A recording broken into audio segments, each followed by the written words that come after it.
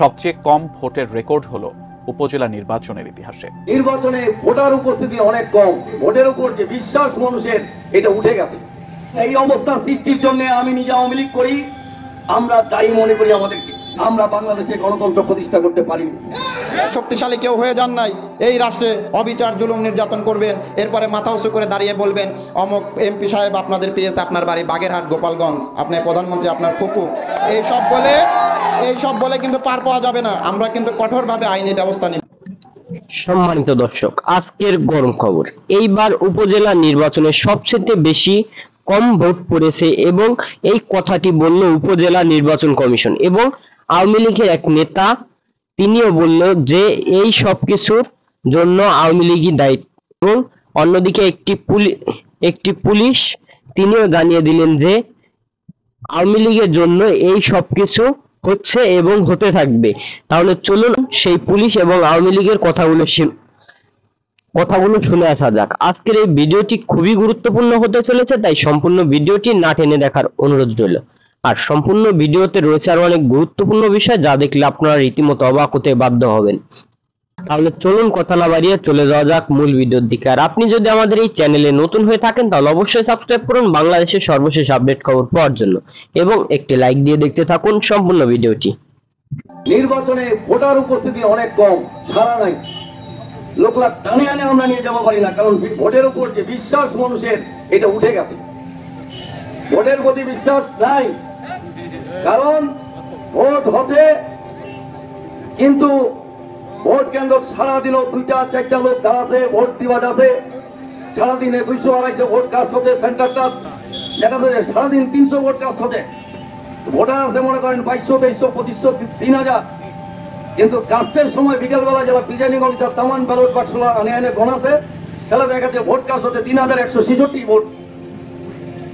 এতলা ভোট কুণ্ঠে আসলে আমরা তো সারাদিন সাংবাদিকরা দাঁড়া আছে, গণমাধ্যম কর্মী, রাজনৈতিক দলের নেতৃবৃন্দ, বিভিন্ন প্রতীকে যারা দাঁড়িয়েছেন তাদের পোলিং এজেন্ট, সারাদিন ভোটের দেখা নাই, কিন্তু সন্ধ্যাবেলায় বিকালবেলা দেখা যাচ্ছে তিনি সর্বাধিক ভোটে বিজয়ী হয়েছেন। তো এই কারণে এই যে মিথ্যে চালাকি বাজি, ঠান্ডাবাজি, চালবাজি করে যে আমরা ভোটটা করেছি, এই কারণে ভোটের প্রতি মানুষের কোনো আস্থা নাই, ভোট দিতে যায় না, ভোট দিতে মানুষ যায় না। এবং এই অবস্থা সৃষ্টির জন্য আমি নিজে আওয়ামী লীগ করি, আমরা দায়ী মনে করি আমাদেরকে। স্বাধীনতার 54 বছরে আমরা বাংলাদেশে গণতন্ত্র প্রতিষ্ঠা করতে পারিনি। 15 বছর যাবৎ আমরা ক্ষমতাতে আছি, ভোট আসলে আমার মতো ধান্দাবাজ লোকরা টাউন থেকে আসে, মানুষের কাছে কাজে ভোট দেন, তামান কাজ করে দিব, এমন ভাবে গুছায় পাওয়া মনে হচ্ছে আকাশের 4টা টানে এনে নিতর নামাই দিবে। আমি ভারী তো বড় কোনোদিন যাই না, আমরা হাইকোর্টে লয়ে গেছে, ঢাকা হাইকোর্টে মামলা দিয়া মিথ্যা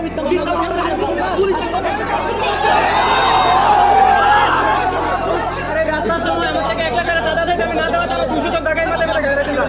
আমি টাকা না দেওয়া 1 লাখ টাকা চাঁদা দিয়েছি, আমার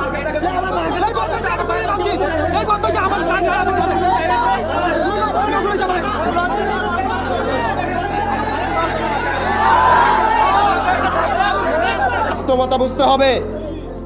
একজন প্রতিমন্ত্রী কিন্তু 3 দিনের ব্যবধানে এখন ক্ষমতাচ্যুত। আপনারা এত বড় শক্তিশালী কেউ হয়ে যান নাই, এই রাষ্ট্রে অবিচার জুলুম নির্যাতন করবেন, এরপরে মাথা উঁচু করে দাঁড়িয়ে বলবেন অমুক এমপি সাহেব আপনাদের পেয়েছে, আপনার বাড়ি বাগেরহাট গোপালগঞ্জ, আপনি প্রধানমন্ত্রী আপনার ফুফু, এইসব বলে কিন্তু পার পাওয়া যাবে না। আমরা কিন্তু কঠোরভাবে আইনি ব্যবস্থা নিব এবং আমরা কিন্তু মামলা করেছি। আপনাদের পরিবারের একজন সদস্য এখন সাসপেন্ড। দুঃখজনক বিষয় কি জানেন, তারা আমার বিরুদ্ধে অভিযোগ করেছে। মানে তারা আমার বিরুদ্ধে অভিযোগ করেছে, বুঝতে পারছেন? আমি হচ্ছে জামাত শিবির বিএনপি এদের বাঁচানোর জন্য আমি যুদ্ধ করতেছি, আর তারা একমাত্র বাংলাদেশ আওয়ামী লীগের সদস্য। এই গ্রামে আর কেউ আওয়ামী লীগ করে না, একমাত্র তারাই আওয়ামী লীগ করে, বাকি সবাই জামাত শিবির বিএনপি। আমি নিজেও জামাত শিবির বিএনপি। বলেন আমি কার কাছে বিচার চাইবো? বলেন 3 বছর আগে 5 বছর আগে এরকম একটা পর্যায়ে ছিল, এই গ্রামের মানুষ কারো কাছে বিচার দেবে এই স্থান ছিল না স্যার। এই গ্রামের মানুষগুলো কি ছিল স্যার? আমরা স্যার পাকিস্তানের যুদ্ধ দেখিনি স্যার, আমরা এদেশে স্যার নির্যাতিত মানুষের অনেক দেখেছি স্যার। স্যার প্রত্যেকটা মানুষ ভিতরে দেখি হাহাকার স্যার। স্যার এটা আপনাদেরকে আমরা বুঝাতে পারবো না স্যার। স্যার আপনাদের পক্ষে আজকে যদি আমাদের কাছে জুয়েল রানা স্যার না আসতো স্যার, স্যার আমাদের এই দাউদকান্দি থানাতে আসার পর থেকে স্যারের আশ্রয়ে আমরা মানুষ আজকে মাথা উঁচু করে সমাজে চলার একটা স্থান পেয়েছি স্যার। স্যার আমরা নির্যাতিত হইতে হইতে স্যার আমরা মাটির দিকে চলে গেছিলাম, আমাদের মানুষ এত ভুক্তভোগী সমাজে। তারপর স্যার আমরা আপনার আশ্রয়স্থলের মাধ্যমে আমরা স্যার আপনার কাছে কৃতজ্ঞ স্যার আপনাদের কাছে আপনারা এমন একটা সমাধান আমাদেরকে করে দিবেন যাতে গ্রামের মানুষগুলো নির্বিঘ্নে চলাফেরা করতে পারে স্যার। স্যার এখনো গ্রামের মানুষের ভিতরে আতঙ্ক আছে স্যার। স্যার ওরা সমাজে আসবে, সমাজে ঠিকমতো চলবে, আমরা গ্রামে শান্তিপ্রিয় গ্রাম, আমরা সবাই চাই শান্তিতে বসবাস করার জন্য। কোনো মানুষকে স্যার ভবিষ্যতে ধমকি হুমকি মারধর স্যার এগুলো যেন গ্রামে না হয়, আমরা আপনাদের মধ্যে এগুলো সমাধান চাই স্যার গ্রামবাসীর পক্ষে। স্যার এইটা আপনাদের কাছে আমাদের অনুরোধ। সূরা আল ইমরানে আয়াত 26 আল্লাহ তাআলা বলতেছেন যে তোমরা বলো, বা আল্লাহ তাআলাই হচ্ছে সকল ক্ষমতার উৎস, তিনি সকল সাম্রাজ্যের মালিক, তিনি যাকে ইচ্ছা সাম্রাজ্য দান করেন, যার থেকে ইচ্ছা সাম্রাজ্য কেড়ে নেন, যাকে ইচ্ছা সম্মানিত করেন, যাকে ইচ্ছা অপমানিত করেন। 2 দিন আগে সারা বাংলাদেশে আলোচিত একটা বিষয় দেখলেন না? একজন সম্মানিত মানুষ, রাষ্ট্রের মালিক, জনগণের পক্ষে রাষ্ট্রের মালিক, আল্লাহ তাআলা তাকে অসম্মানিত করলো। আবার আল্লাহ তাআলা তাকে কিছুদিন আগেও সম্মানিত করেছিলেন।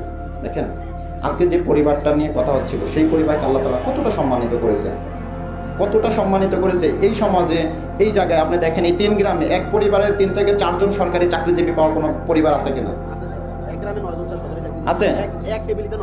তাহলে দেখেন, আচ্ছা একবার বলছেন একটা গ্রামে একটা পরিবারে 9 জন, একটা পরিবারে 4 জন, কয়টা ফ্যামিলি পাবেন বলেন? ধরেন একটা আছে, 10টা দেখাইতে পারবেন? 5টা দেখাইতে পারবেন? হয় না। আল্লাহ তাআলা তাহলে এই ফ্যামিলিগুলোকে সম্মানিত করেছে কিনা বলেন? একটা ফ্যামিলিতে 4 জন যখন সরকারি চাকরিজীবী থাকে, তাহলে আল্লাহ তাআলা তো ওই ফ্যামিলির প্রতি আশীর্বাদ দিয়েছেন, তারা সম্মানিত হয়েছে। সম্মান ধরে রাখার দায়িত্ব কার? সম্মান ধরে রাখার দায়িত্ব নিজের। তা আমরা কি আমাদের এই ফ্যামিলিকে সম্মান ধরে রাখতে পারে না? আজকে মানুষের কাছে তারা ঘৃণার বস্তুতে রূপান্তরিত হয়েছে, মানুষ তাদের ভালো চোখে দেখে না। আজকে একটা পরিবারের বিরুদ্ধে এখানে হাজার হাজার মানুষের উপস্থিতি, একটাই দাবি নিয়ে, তাদের থেকে মুক্তি চাই, তাদের এই অন্যায় অপশাসন দুঃশাসন থেকে বাঁচতে চাই। এই সমাজে এসে এটা কি সম্ভব? কিন্তু এটা সম্ভব হয়েছে, এটা আমাদের জন্য দুঃখের বিষয়। এবং একই সাথে যারা সম্মানিত দর্শক, আশা করি আপনারা সম্পূর্ণ ভিডিওটি না টেনে দেখেছেন এবং এই ভিডিওটি দেখে আপনারা অনেক কিছু বুঝতে পেরেছেন। আর আপনার যদি এই ভিডিওর উপর কোনো গুরুত্বপূর্ণ মতামত থেকে থাকে তাহলে অবশ্যই কমেন্ট বক্সে জানান। আর আজকের ভিডিওটি এই পর্যন্তই, আবার দেখা হবে অন্য কোনো নতুন ভিডিওতে। ততক্ষণ সুস্থ থাকুন, ভালো থাকুন, আল্লাহ হাফেজ।